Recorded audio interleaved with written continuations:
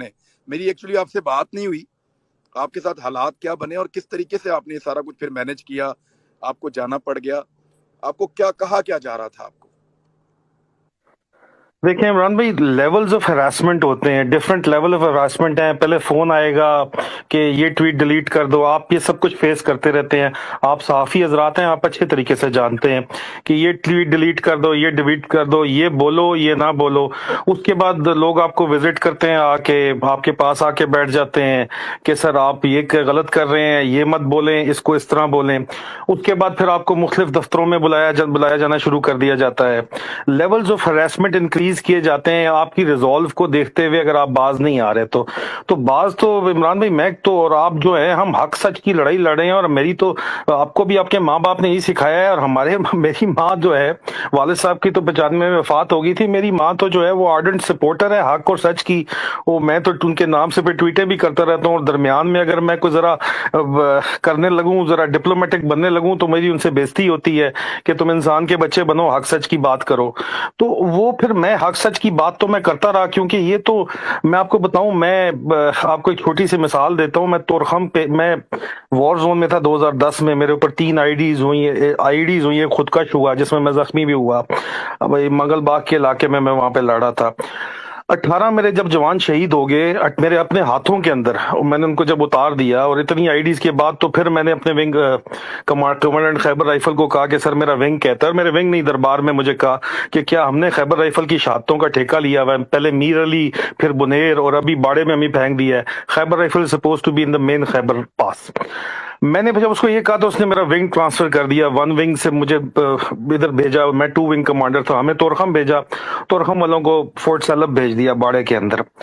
अभी ये एक ही एजेंसी है, और एक ही एजेंसी के अंदर मैं देखे इधर से जब उधर गया हूं तो वहां माहौल और था। उन्होंने कहा जी विंग कमांडर का तो हिस्सा होता है 70 लाख जो है वो हर जुमे के जुमे 3 करोड़ महीना है सर। अगर आपने लेना है तो लें, नहीं लेना तो तब भी आपकी जिंदगी इधर मुश्किल है। 1 महीने टोटल में जो उन्होंने वहां पे रहने दिया, मेरी जिंदगी अजाब बना दी।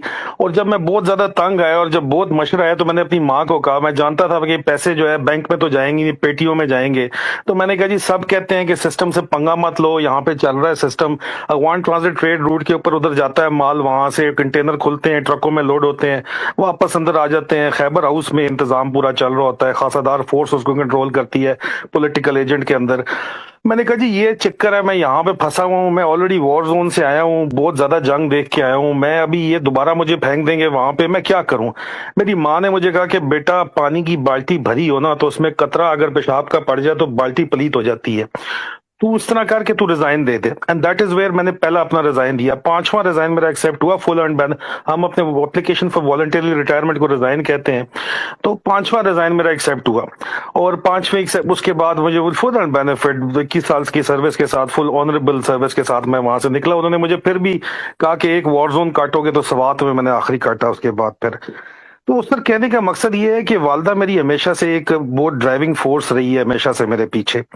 तो ये जब मामलात ये जब खराब हुए बहुत ज्यादा, तो यहाँ पे भी मैंने अपनी वालदा को बताया कि मुझे बहुत ज्यादा तंग किया जा रहा है, प्रेशराइज किया जा रहा है। मैं अभी इमरान खान को सपोर्ट करने के चक्कर में, और खान साहब से मेरा एक पुराना दिली रिश्ता है, उनकी शौकत खानम की फंडिंग से मेरा उनके साथ तल्लक है।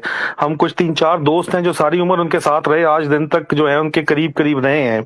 तो एक हमारा तल्लक उनके साथ दिली तल्लक भी है। और दूसरा, कौन नहीं चाहता कि यार ये रॉटन सिस्टम, ये स्टिंकिंग रॉटिंग सिस्टम से हमारी जान छूटे? ठीक है, कॉन्स्टिट्यूशनल सुपरमेसी हो, हम बनाना रिपब्लिक बन गए हैं, कोई हमारी भी इज्जत हो। वो इज्जत पहली दफा सर, मैं इंटरनेशनल ट्रैवलर हूं अपनी बेगम की वजह से भी, तो पहली दफा मुझे इज्जत वो फील हुई जिस वक्त इमरान खान आया, प्राइम मिनिस्टर बना। मुझे वाकई वो मैं ग्रीन पासपोर्ट है, मैं पाकिस्तानी नेशनल, मेरे पास नेशनलिटी नहीं है बाहर की। मैंने जब वो रखता था मैं बाहर के एयरपोर्ट्स पे जाके, तो पहली दफा यूके के पासपोर्ट, इमिग्रेशन ऑफिसर मुझे अभी भी याद है, उसने मुझे रोक के पूछा कि so now Imran Khan is your prime minister, what do you think of him? मैंने उसको सिर्फ एक बात की कि मैं ये समझता हूं कि इस पासपोर्ट के ऊपर मुझे फख्र होगा, I will be proud of this passport because of Imran Khan. तो मतलब एक इमोशनल अटैचमेंट है। फिर सर इमरान खान के धरने में 130 दिन में से कोई 100 दिन तो हम गए, स्पेशली जिस दिन वो आंसू गैस चले, फायरिंग हुई, हम वहां पे मौजूद थे, सर्विंग ऑफिसर्स थे हम। हमें किसी ने नहीं फौज में मना किया कि क्यों जा रहे हो, क्यों नहीं जा रहे हो। एक पूरी आपको डायरेक्शन दी गई कि ठीक है जी, ये ठीक है, ये हक के ऊपर है, सच के ऊपर है, बाकी चोर हैं। बहरहाल सर, जब ये इस एक हिस्ट्री है ना मेरी, मैंने को ओवरनाइट नहीं उसको सपोर्ट करना शुरू कर दिया, मैं बचपन से उसको सपोर्ट कर रहा हूँ, ठीक है। मेरा एक नजरिया है और मैं उसी नजरिए के ऊपर कायम हूँ। आप मुझे जितना मर्जी लेवल ऑफ हरासमेंट इंक्रीज करते जाए, इन्होंने इंक्रीज करते गए आखिर में सर ये इस तरह हुआ कि इन्होंने मुझे कहा कि जी आपको बुला रहे हैं, FIA वाले बुला रहे हैं, आप पहुंचे हैं, हेड ऑफिस आए। मैं कहा यार मैं कल आ जाऊंगा। इस तरह की बातचीत जब चल रही थी तो रात के वक्त ये पहुंच गए जी घर के ऊपर बाहर, गनमैन सादा कपड़ों के अंदर, कोई उन्होंने वो वर्दी शर्दी नहीं पहनी हुई थी। गनमैन जो हैं 4 गनमैन से 2 डाले लेके, एक डाला था, एक कार थी, ये लेके पहुंच गए और रात को 1:30 बजे इन्होंने दरवाजे बेलें मारना शुरू कर दी। अंदर कैमरे से मुझे नजर आ गया कि क्या है, मैं सिलसिला भी समझ रहा था कि क्यों मुझे बुला रहे हैं, किधर बुला रहे हैं। बहरहाल मैंने तो उस वक्त मैंने खामोशी जो है वो मैंने बेहतर समझी, कोई वारंट नहीं, कोई कुछ नहीं, टोटल बदमाशी। मेरी वालदा ने जाके उनको कन्फ्रंट किया कि मैं यहाँ पे अकेली औरत हूँ, उन्होंने कहा, और मेरी भांजियां, मेरे बहन और बिनोई गए हुए उम्रे के ऊपर, उनकी बेटियां और बेटा रह रहे थे साथ हमारे घर पे। तो उन्होंने कहा जी मैं नहीं दरवाजा खोलती, मैं अकेली औरत हूँ। तो उनके साथ काफी मुंहमारी हुई उनकी। वो मेरे ख्याल में मैंने जो है वीडियो इमरान भाई आपको भेजी है। तो उसके बाद ये चले गए। अच्छा, अगले दिन मैं चला गया, अपने GHQ चला गया। मैंने कहा जी मेरे साथ ये हो रहा है, ये ज्यादती हो रही है। खैर वहां पे मुझे तसल्ली दी गई कि डोंट वरी, हम देख लेंगे, हम सब कुछ कर लेंगे। लेकिन सर अगली रात फिर ये FIA की वर्दी में एक बंदा आ गया और साथ इनके गनमैन आ गए। अच्छा, मुझे अंदाजा था कि ये दोबारा आएंगे, तो वी वर रेडी, हमारे गार्ड्स रेडी थे, मेरे गार्ड्स रेडी थे। बेसिकली मैं बिजनेस करता हूँ, मैं DHA का लैंड प्रोवाइडर हूँ, इसलिए मेरे पाकिस्तान में बहुत ज्यादा मेरा टाइम गुजरता है। मैं DHA के लिए काम करता हूँ, तो मेरी उस सिलसिले के अंदर गार्ड्स वगैरह मेरे पास काफी होते हैं। तो मेरे गार्ड सीधे हो गए, इनको ओवर पावर, मेरी वालदा आ गई, मोहल्ले की खवातीन आ गई, उन्होंने बातें सुनाई कि कोई वारंट दिखा दो। उन्होंने कहा जी हमने घर की तलाशी लेनी है और मेजर आदिल को लेके जाना है, मेजर भी नहीं, आदिल को लेके जाना है। वर्दी में अफसर था FIA का। मैंने कहा यार, मेरी वालदा ने कहा कि तुम्हारे पास अगर कोई वारंट है तो दिखा दो, कोई अरेस्ट वारंट है तो दिखा दो, कोई सर्च वारंट है तो दिखा दो। कहते जी कुछ भी नहीं है, हमें ऑर्डर है, बस हमने उसको लेके जाना है। अभी ये दरमियान में सिचुएशन ऐसी बन गई कि इधर से भी गनमैन, उधर से भी गनमैन। तो सर इन्हीं के अंदर से महकमे से मुझे पता चला कि सर 8 डबल केबन आ रही हैं, हर डबल केबन में 4-4 बंदे बैठे हुए हैं और ऑर्डर ये है कि कम वक्त में आपको उठाना है, आपका मोबाइल लेना है, उसकी स्कैनिंग करनी है, उसमें डालेंगे कुछ ना कुछ, आप पे ट्रीजन का चार्ज, कोई ना कोई चार्ज डाल के आपको बंद करने के पक्के ऑर्डर्स हैं।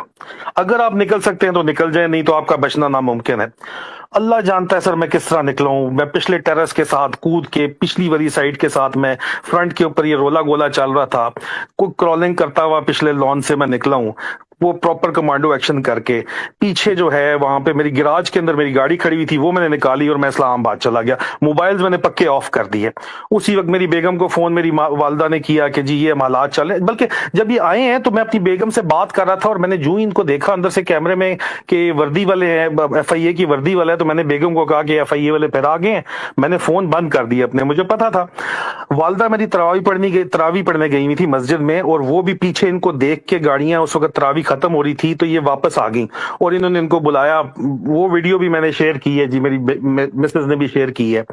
अभी सर उस वक्त सिचुएशन ये थी कि मुझे इनके अंदर से बता दिया गया था कि इन्होंने छोड़ना आपको नहीं है, आपके ऊपर इन्होंने डालना ही डालना है कुछ ना कुछ, अगर आप निकल सकते हो तो निकल जाओ। वैसे सर रूटीन में मैंने 28 तारीख को UK आना था, सऊदी एयर से मेरी फ्लाइट बुक थी और बड़ी कंफर्टेबल मैंने आना था उसके अंदर।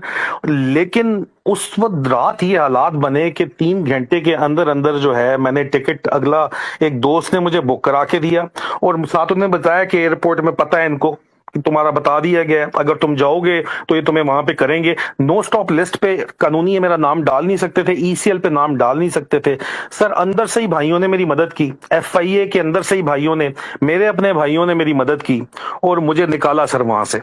और मैं उनका शुक्रगुजार हूं, मैं कभी जिंदगी में उनका नाम नहीं लूंगा, लेकिन मैं उनका शुक्रगुजार हूं। सर मैं वहां रह के कुछ भी नहीं कर सकता था और मैं वॉर वॉन्डेड ऑफिसर होते हुए, एक वॉर डेकोरेटेड ऑफिसर होते हुए, 3rd जनरेशन होते हुए भी मैंने जेल में चले जाना था और कुछ ना कुछ मेरे पे डाल देना था। इनका आपको पता ही है तरीका वारदात क्या है। जर्नलिज्म